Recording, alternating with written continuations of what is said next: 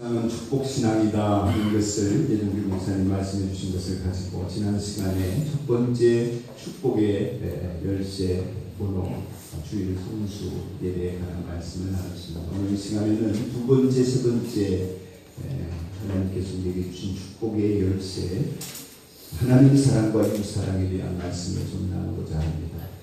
여러분, 인생을 복이 있게 살아가는 사람은 어릴 때부터 복된 삶의 모습과 자세가 있습니다. 우리 어머니께서 저에게 어릴 때부터 하신 말씀이 있습니다. 될성 부른 나무는 떡잎부터 한다 하셨습니다. 될 나무는 떡잎부터 다르다 이런 얘기를 해주셨습니다.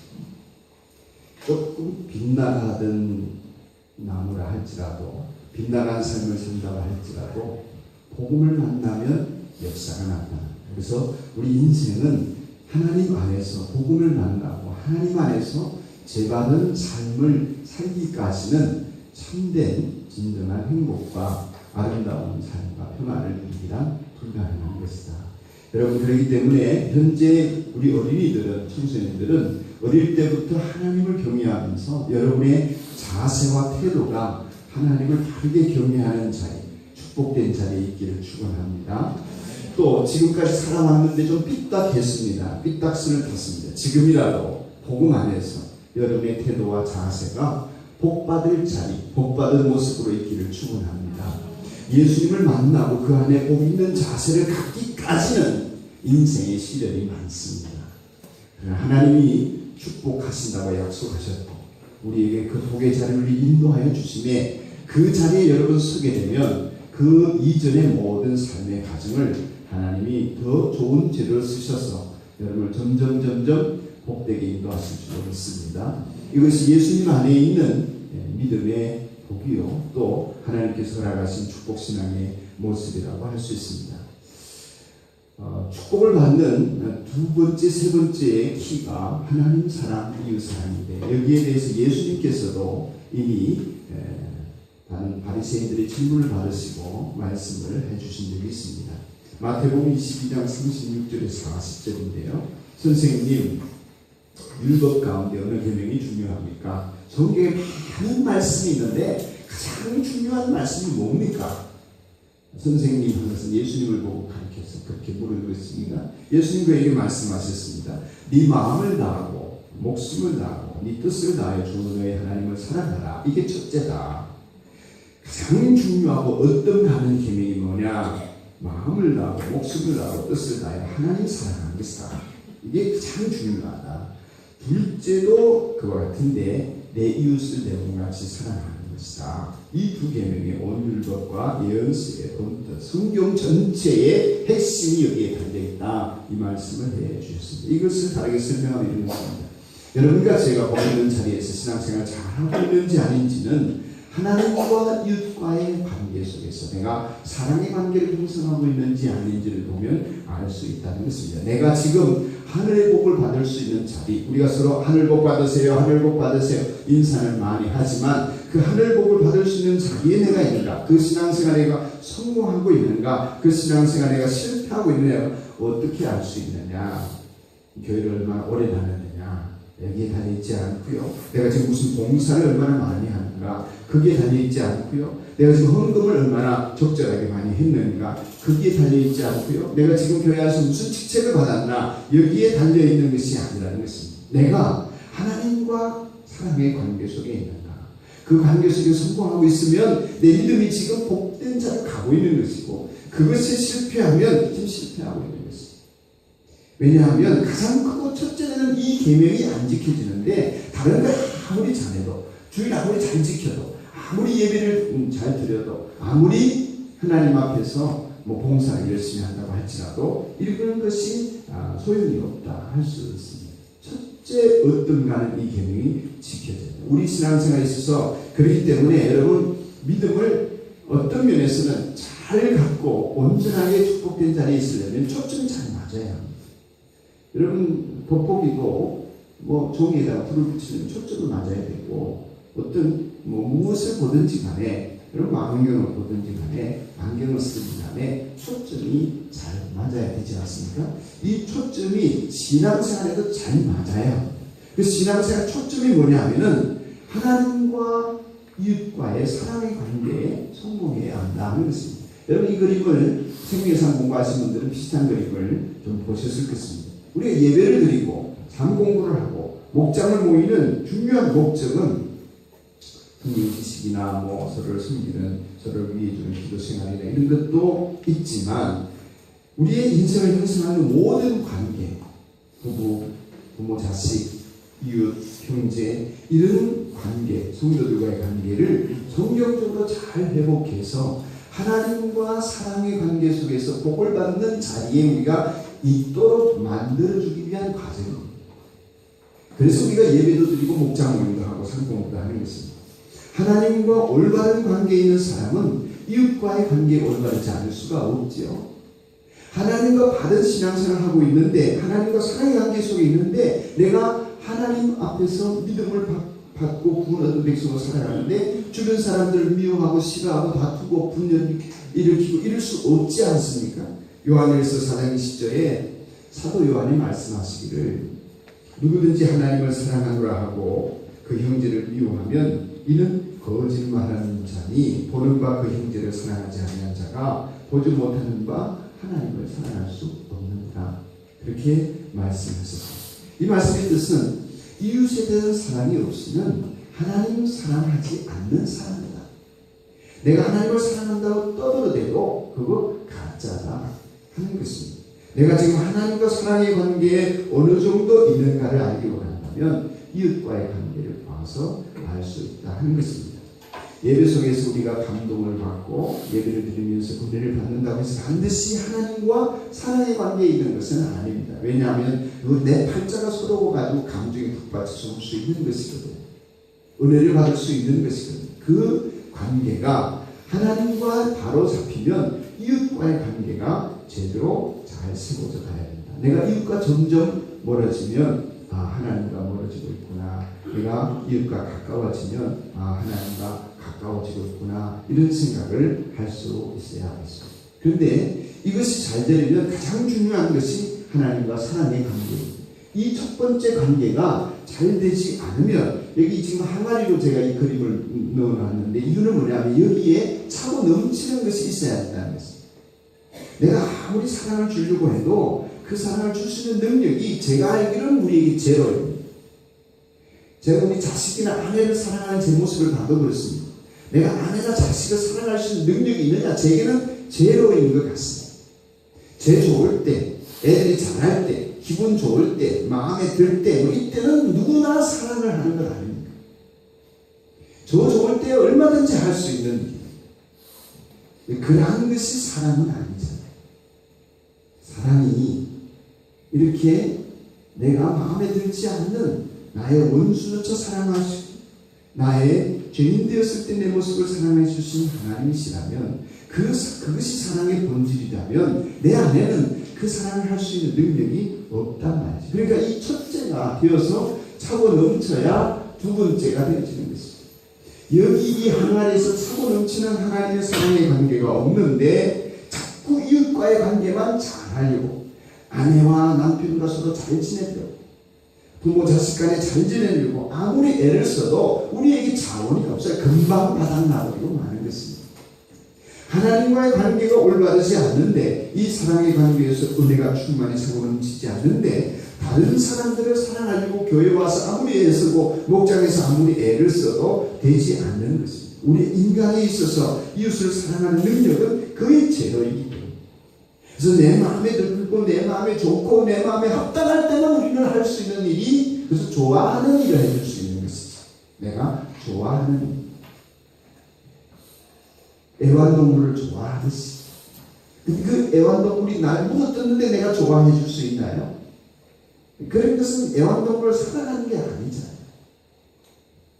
사랑은 아내나 자식이나 우리 내 안에 다른 이웃에 대해서 그들이 나에게 어떻게 하든지 내가 그들에게 이러한 내 편에서 항상 화목하고 내 편에서 항상 선대하고 내 편에서 항상 위해주고 내 편에서 항상 축복할 수 있는 마음을 갖는 것이 하나님에게서 배운 사랑인 것이죠. 그렇기 때문에 하나님의 사랑이 우리의 마음을 풍성하게 채워서 나의 메마른 마음을 적시고 그 사랑이 우리를 통해서 이웃에게 흘러가게 하는 이 하나님과 사랑의 관계가 먼저 되고 두 번째가 되는 것. 이것이 우리가 이 땅을 복이 있게 사는 유일한 길이라 하는 것입니다. 하나님의 사랑이 우리 안에 가득하기를 소원하고 그 사랑이 여러분들에게 넘치기를 축복합니다. 이 소원이 넘쳐야 되겠습니다. 그래서 도덕적으로나 윤리적으로 예수를 믿어보려고 하는 사람이 율법적으로 되는 이유는 뭐냐면 이게 잘 안 되거든. 내가 선한 사람이 되어야 되겠다. 이게 안 되잖아요. 내가 죄의 덩어리인데 어떻게 내가 선합니까? 여러분 선할 수 있습니까? 여러분 아예 선합니까? 우리 속에는 악한 것이 나오게 되어 있습니다. 하나님이 은혜를 덧입혀주지 않으시면 우리는 불평하고 원망하고 시비하고 다투고 미워하고 그저 안타까워하고 이러면서 괴로워하는 존재일 뿐입니다. 그래서 예수를 믿는 사람들이 남을 손가락질하게 되는 것, 안 그래야 되는데 그렇게 되는 결정적인 이유가 뭐냐면 하나님과 사람의 관계 속에서 오는 이 은혜가 충만하지 않기 때문에 내 안에 이 양심이 게으르는 것입니다. 내가 안 되니까 다른 사람들이 안 되는 것도 보면 괴로운 것입니다. 원망하고 불평할 수밖에 없는 것입니다. 우리는 그래서 절대로 도덕적으로 예수님을 믿을 수 없습니다. 하나님의 사랑이 우리 마음을 채우고 흘러갈 때에 이웃을 사랑할 수 있다. 저수지에 물이 차고 항아리에 물이 차고 논밭이 갈라져 있어도 계속해서 물을 부으면 거기에 논에 물이 차고 넘쳐 다른 논으로 흘러가듯이 그렇게 하나님과의 올바른 사랑의 관계가 우리 신앙생활 요체요 핵심이다. 이게 안 되면 아무것도 안 됩니다. 하나님의 사랑이 우리 안에 나오면 우리는 서로 사랑하는 삶을 살 수가 있습니다. 우리 산도교회 성도들 이 하나님의 사랑으로 충만하기를 축복합니다. 오늘 그래서 신명기의 말씀에 모세는 여러분 이 신명기의 말씀 우리 여러분들 속에 다 함께 읽었는데요. 이 신명기는 모세가 이스라엘 백성들 데리고 이제 12월 달 되면 엑소더스라는 영화가 개봉이 되어지는데 그것도 모세의 얘기입니다만 조금 무슨 할리우드식으로 만들었겠죠. 성경적인 내용과는 좀 별개의 것들이 많습니다만 모세가 출애굽을 해서 가나안 땅으로 들어가기까지 모세는 하나님의 종으로서의 역할을 다 했습니다. 그런데 정작 가나안 땅에 들어갈 시점이 되었을 때 하나님께서는 모세만은 가나안 땅에 못 들어가게 하셨습니다. 모세만큼. 여러 가지 이유가 있습니다만 어쨌든 모세는 그래서 가나안 땅 입구에서 하나님이 죽이십니다. 데려갔습니다. 그렇게 데려가시기 전에 이스라엘 백성들에게 남기고 싶은 마지막 유언과 같은 설교를 다시 한번 쭉 하는데 그 내용이 신명기서입니다. 이 신명기서는 창세기, 출애굽기, 레위기, 민수기의 내용을 요약해서 이스라엘 백성들이 하나님의 말씀을 따라 이렇게 산나라고 다시 한번 일러주는 모세의 설교가 되겠습니다. 그 속에서 이스라엘 백성들에게 신앙의 길을 모세가 일러주면서 하나님의 뜻을 전하고 있는 것입니다. 오늘 본문 12절 13절입니다. 같이 한번 여러분 읽겠습니다. 시작. 이스라엘 백성 여러분, 지금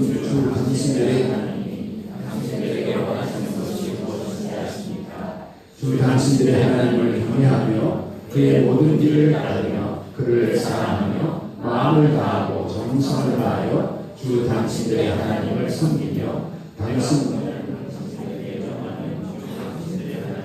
명령과 규례를 지키는 일이 아니겠습니까? 여러분, 여기 제가 페인트를 잘못 칠했나 봅니다. 색깔이 거의 안 나오는데 당신들이 행복하게 살도록 내가 오늘 당신들에게 명하는 것은 주 당신들의 하나님의 명령과 규례를 지키기 위해 하겠습니다. 그런 말. 당신들이 행복할 수 있도록 말씀하고 있네요. 여러분 우리가 행복을 추구하며 삽니다만 정말 우리들이 행복하게 살도록 하나님께서 우리를 위해서 바람을 갖고 하시는 말씀이 있는데 그 핵심이 뭐냐면 하나님을 사랑하고 경외하라는 것입니다. 여러분 축복신앙의 핵심이 뭐냐면 복받는 사람의 태도 그 핵심이 뭐냐면 내가 하나님을 경외함으로 서 있는 것입니다. 그 하나님을 경외하는 증거들 하나님을 사랑하는 증거들을 무엇으로 알 수 있나? 한 네 가지만 점검 삼아 말씀을 드리면, 첫째는 뭐냐면은 하나님을 경외하며 말씀을 사모하는 것. 여러분, 하나님을 사랑한다. 예를 들면 여러분이 목사를 존경한다면 목사가 여러분들에게 하는 얘기가 소중하고 중요합니다. 여러분이 저를 존경한다면 제가 하는 한마디에 대해서 염두에 두고 어떻게 하나 고민이 생기게 됩니다. 그 말씀을 마음에 담게 되는 것이죠.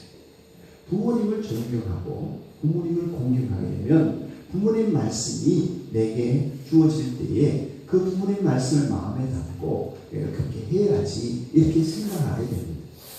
그러니까 어떤 분을 존경한다, 경배한다, 또 하나님에 대해서는 경외한다, 하나님을 사랑한다는 것은 그분의 말씀을 존중히 여기는 것입니다.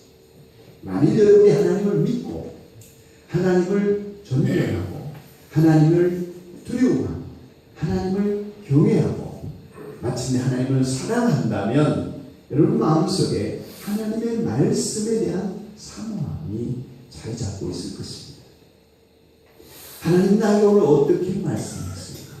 성경을 읽든 설교를 듣든 말씀을 묵상하든 여러분 말씀을 듣고 그 말씀을 가까이 하는 가운데 하나님이 나에게 어떻게 말씀하고 계시나, 하나님이 나에게 하시는 말씀을 소중히 여기고 그것을 사모하는 마음이 내 안에 있을 것입니다. 여러분 만일에 여러분 속에 오늘도 하나님께서 나에게 어떤 말씀을 하실까 사모함이 있으시다면 여러분 하나님을 사랑하는 사람 그러기를 축복합니다. 말씀을 듣고 가까이 함으로 그에게 순종할 것이 무엇인지를 내가 어떻게 해야 하나님을 진정으로 제대로 사랑할 수 있을까? 무엇을 원하실까? 무슨 말씀을 하셨나? 우리 목사님이 나에게 어떻게 하기를 원하시는가? 이것이 우리 부모님이 나에게 어떻게 하기를 원하시는가? 이것이 그분을 존중히 여기는 것이다. 또 마찬가지로 하나님을 경외하고 사랑한다면 하나님이 나에게 뭐라고 말씀하시는지 여러 사람들에게 여러 말씀을 하시겠는데 나에게는 지금 어떤 말씀을 주시는지가 나에게 중요하게 여겨집니다. 두 번째는 자기의 죄를 미워하는 것. 하나님이 가장 싫어하시는 건 뭐예요? 죄예요. 나 또한 하나님처럼 내 안에 있는 내 죄가 밉고 저주스러운다. 그래서 죄를 짓는 것이 즐거운 일이거나 아니면 아무렇지도 않은가. 여러분 빛을 가까이 하면 가까이 할수록 더러운 것이 눈에 잘 띄지요. 밝으면 밝을수록 먼지들도 눈에 잘 들어옵니다. 어거스틴은 주님을 가까이 하면 가까이 할수록 내 허물을 발견하고 회개하게 된다고 하였습니다. 남의 허물이 크게 보이면 이미 사람이 식어지는 것이죠. 여러분 안에 제 안에 여러분 부디 내 죄가 저주로 여겨지고 내가 하나님 앞에 온전하게 서지 못하는 부족한 죄의 모습은 날마다 싫어서 버리게 되기를 축복합니다. 하나님을 사랑하는 하나님 그 죄를 싫어하시고 너무너무 싫어하시기 때문에 그 죄 때문에 우리가 멸망받게 되고 그 죄 때문에 예수님이 십자가에 죽으셔야 했던 그 죄를 우리가 여전히 품고 있다고 하는 것에 대해서 하나님 너무 싫으세요. 그러니까 하나님을 사랑한다면 우리 또한 그 죄가 싫어져요. 세 번째로 다른 사람을 불쌍히 여기며 사랑하는 것. 사랑할 만한 사람. 그래서 모세는 이스라엘 백성들에게 마음의 할례를 받고 다시는 고집을 부리지 말라고 했습니다. 한 사람을 나그네 된 자리에 있는 사람, 헐벗은 사람, 고아와 가부, 고통받는 이웃들에 대해서, 구원받지 못한 영혼에 대해서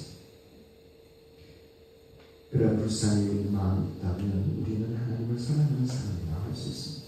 네 번째로는 이건 좀 어려운 건데 주를 위해 고난받을 각오가 된다. 고난까지. 그래서 축복받는 신앙을 넘어서서 내가 주님의 이름으로 봉사하고 주님의 이름으로 헌신하고 그러다가 멸시 천대 받는 것도 난 괜찮다.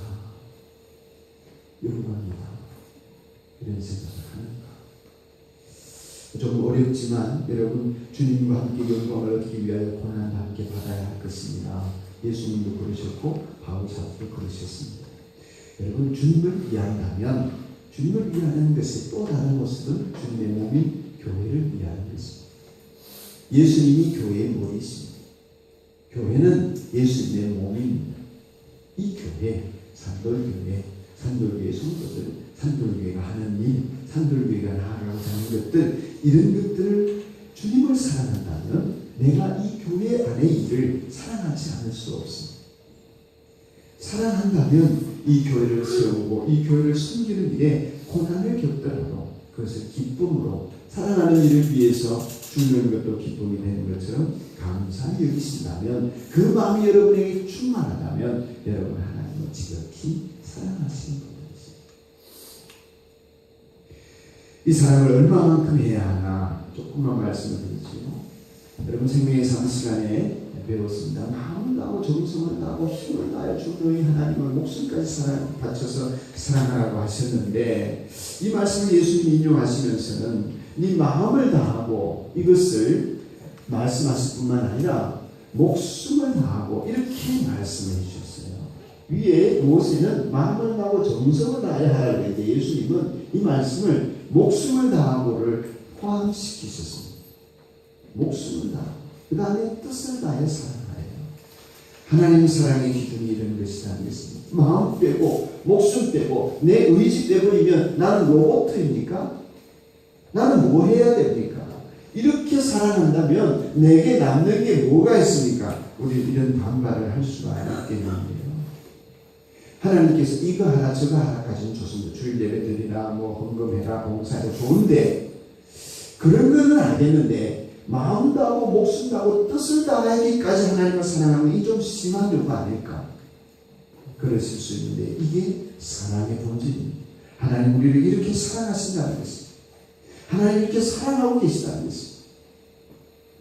하나님께서 우리에게 뭘 하라 하실 때는 하나님이 그렇게 하고 계시거나 아니면 하나님께서 이미 그런 모습으로 계시다는 것입니다. 예를 들면 내가 거룩하니 너희도 거룩하라 하실 때는 하나님이 이미 거룩한 존재이기 때문에 우리 보고 거룩하라고 하셨습니다. 너희는 이런 번씩 7번이라도 용서하라 하실 때는 하나님이 그렇게 우리를 용서하고 계시기 때문에 우리에게도 그러한 용서를 하라고 명령하시듯이 마음을 다하고 뜻을 다하고 목숨을 다해 사랑하라 하실 때는 이미 우리를 그렇게 사랑하고 계시다는 것입니다. 그러니까 하나님께서 이 우주 속에 저와 여러분밖에 없는 것처럼 김영규, 이숙향 한 사람밖에 없는 것처럼 하나님은 나에게 초점을 맞추어서 나를 사랑하신다는 것이죠. 마음 주고 목숨 주고 다 주었어요. 이 말씀을 이스라엘 백성들에게 하신 말씀입니다만은 모세가 이렇게 얘기합니다. 14절에 그렇습니다. 한번 같이 읽읍시다. 시작. 그렇습니다. 하늘과 하늘 위의 하늘 땅과 땅 위의 모든 것이 다 주 당신들의 하나님의 것입니다. 그런데 주님께서는 오직 당신들의 조상에게만 마음을 쏟아 사랑하셨습니다. 많은 백성 가운데서도 그들의 자손인 당신들만을 오늘 이처럼 택하신 것입니다. 아멘. 이것을 이스라엘 백성들의 말씀해 주셨다면 오늘 영적인 이스라엘 백성인 저희들을 향해서 하신 말씀으로 받아도 무난한 것입니다. 이 세상에 다른 민족이 없는 것처럼 다른 사람이 없는 것처럼 여러분만을 택하셔서 산돌교회 교인이 되게 하시고 하나님의 일꾼으로 살아갈 수 있도록 하나님이 역사하고 계시다는 것입니다. 그렇게 하나님이 나 하나뿐인 것처럼 이 우주를 움직이면서 나를 위해서 역사하고 계시다는 것입니다. 우리 연인들 한 사람을 한 사람 위한 계획을 하나님이 가지고 계십니다. 그 계획과 그 섭리 속에 우리가 들어가 있으면 우리의 인생의 길은 축복될 수밖에 없다.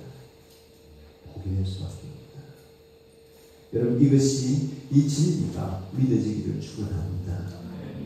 근데 이렇게 얘기를 해도 인류가 70억이나 되는데 그 그것을 하나밖에 없는 것처럼 사랑하신다는 게 우리가 감이 잘 잡히지 않습니다. 왜냐하면 하나님이 다 나하고 비슷하다 이렇게 여기지기 때문에 기준을 자꾸 나로 삼습니다. 왜냐하면 저만 봐도 애가 셋인데요. 애가 셋인데 여기 둘이 앉아있습니다만은 사랑이 더 가는 자식이 있고 덜 가는 자식이 솔직히 있습니다. 미안하십니다. 때를 따라서 다릅니다. 어떤 때는 이 자식이 좋다가 어떤 때는 저 자식이 좋다가 어떤 때는 저 자식이 좀 없었으면 싶다가 어떤 때는 저 자식이 좀 없었으면 이럴 때가 있습니다. 그래서 내 능력은 그런 거죠. 셋 다 사랑하지만 때를 따라서 왔다 갔다 하는 것입니다. 능력이 한결같지가 않습니다. 사랑에 한계가 있구나 이런 생각을 하게 됩니다. 제가 그래서 앞서 말씀드린 제가 사랑할 능력이 제로다. 내 마음에 들 때 내놓을 때나 사랑하지. 사랑에 한계가 있습니다. 그래서 우리가 하나님도 그럴 것이라고 생각합니다. 하나님도 목사님을 사랑하면 나는 좀 덜 사랑할 것 같습니다. 저 목자를 사랑하면 이 목자는 덜 사랑할 것 같습니다. 이 성도를 사랑하면 저 성도는 덜 사랑할 것 같은데 인구가 70인데 나를 사랑한다고 하시지만 내가 있는 줄이나 아시겠나. 그래서 하나님이 우리 한 사람 한 사람을 그렇게 소중히 여기면서 마음과 뜻과 정성과 목숨을 다 사랑하신다 할 때에 믿지 못하는 겁니다. 근데 생명의 삼시가 여러분이 보셨습니다만 하나님은 무한하시고 전능하신 분이시라는 것을 믿으셔야 그걸 깨닫고 계셔야. 수학의 기호 중에 무한대가 있습니다. 무한대를 하나로 나누면 무한대죠. 물론 그 무한대인 것을 100개로 나누면 어떻게 됩니까? 100개로 나누고 100개마다 무한대가 있습니다. 1000개로 나누면요 1000개마다 무한대입니다. 7개로 나누면요 무한대를 7명에게 나눠줘도 무한대입니다. 70억에 나눠주면요 70억에게 다 무한대인 것입니다. 하나님의 사랑의 크기는 그러한 것입니다. 나밖에 없는 것입니다. 하나님은 나만 사랑하신 것입니다. 우리를 향하신 이 하나님의 사랑의 열정과 바램을 담은 것이 오늘 본문의 말씀입니다. 하나님께서 우리가 행복하기를 원하셔서 하나님을 경외하며 그 말씀을 청동하는 가운데 하나님을 사랑하고 이웃 사랑하면서 복을 받기를 원하십니다. 이런 하나님의 사랑이 그렇게 지극정성이기 때문에 마음과 열정과 목숨을 바쳐 뜻을 다해 사랑하시기 때문에 우리도 그렇게 사랑하기를 원하시고 그러한 하나님의 사랑을 구약에서 이 정열적인 하나님의 사랑을 표현할 방법이 없어서 신명기 4장 24절에 이렇게 표현했습니다. 하나님이 어떻게 하신다? 질투하신다. 같이 한번 읽겠습니다. 시작. 주도의 하나님은 삼키는 불이시며 질투하시는 하나님이시다. 아멘. 하나님이 질투하신다. 여러분 질투해 본 적이 있으십니까? 네? 워낙 사랑이 오래돼서 여러분 사랑하면 반드시 질투합니다. 우리가 세상에서 딴 여자가 아무리 많아도 내 마음에 드는 한 여인을 붙여서 사랑하다가 그 여자를 아내로 맞이했어. 근데 그 여자가 마음을 돌리거나 다른 남자에게 눈이 가면 내 마음에 질투가 생기지 않을 수가 없습니다. 내가 한 남자를 사랑해서 그 남자밖에 없는 것처럼 사랑했는데 그 남자가 다른 여자에게 관심을 가질 때에 질투로 미쳐버리는 것이 사랑하는 사람의 모습입니다. 내가 사랑하는 그 사람이 다른 사람하고 잘 지내고 사랑하며 지내는데 나는 아무렇지도 않아. 그건 사랑하는 게 아니지. 그런 사랑이 있을 수 있다고 우기는 것이 요즘 세상입니다. 내 아내가 결혼을 했다나 어쨌다.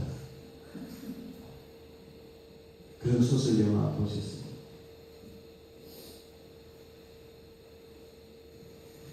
하나님께서 우리를 사랑하실 때에 우리의 마음과 목숨과 뜻이 다른 데 가 있으면 하나님이 미쳐버리는 것입니다. 그게 질투와 쓴다는 뜻이에요. 다른 우상에게, 다른 사람에게, 다른 물질에게 내 마음을 빼앗기고 있으면 하나님이 미쳐버릴 정도로 우리를 질투하며 살아가시는 하나님이세요.